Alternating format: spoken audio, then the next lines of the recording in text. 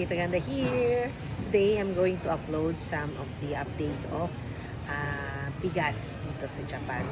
Ipapakita ko sa inyo ang iba't ibang prices ng bigas at iba't ibang uri. Dito lang po sa Japan. Okay? Okay, as you can see, mga magagandang people right here. 5 kilos of rice. Magkano? Nasa 2,000 pesos. Ayan. At dito po sa Japan, para hindi mag-panic buying ang mga tao, ang mga buyers, sa isang family, kailangan 3 pack lang ng ganito. 5 kilos. Yan. 5 kilos. So, ang isa nito is pumapatak ng 2,000 piso sa atin. So, yan. Okay. 2,000 to 2,500. Yan.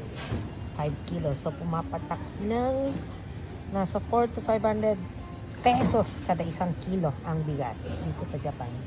O, diba? Samantalang dyan sa Pilipinas, nagre-reklamo na tayo. 50 to 60 pesos kada kilo. Dito sa Japan po, ayan ang price. Oh, yan po ang price. So, nakakagimbal, hindi po ba? Yan, wala tayong magagawa. Yan ang ating daily camera here. Daily camera. Daily pagkain here. Nabasa ko kasi buhang camera.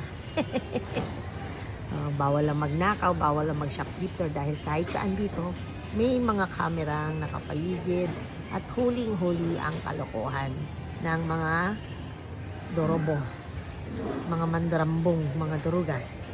Ayan. 5 kilos po yan, ano? And right here, guys, isa pang klase ng bigas. Ayan pa rin ang presyo. Hindi bababa ng 2,000 piso sa pera natin. O, diba? Ang lupit. And here's another one. 5 kilos pa rin. Yan ang price. O, see? Ang mahal-mahal. Hindi pa ba ng 2,000 pesos. At yan lang ang available nila ngayon. Ngayong 2025 April. Yan.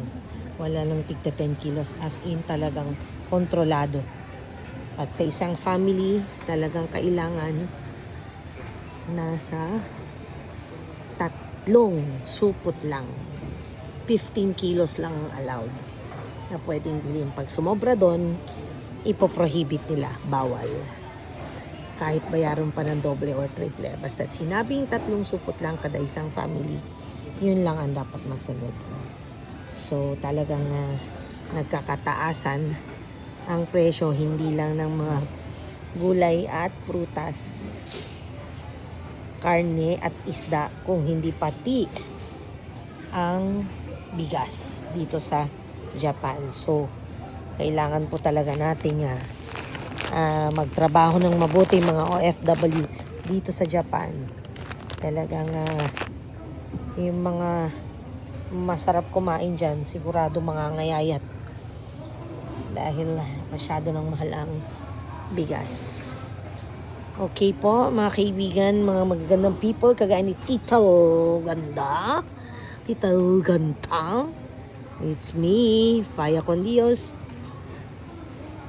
God bless us all, and till my next upload about the prices of these commodities here in Japan. Okay. God bless. Babush.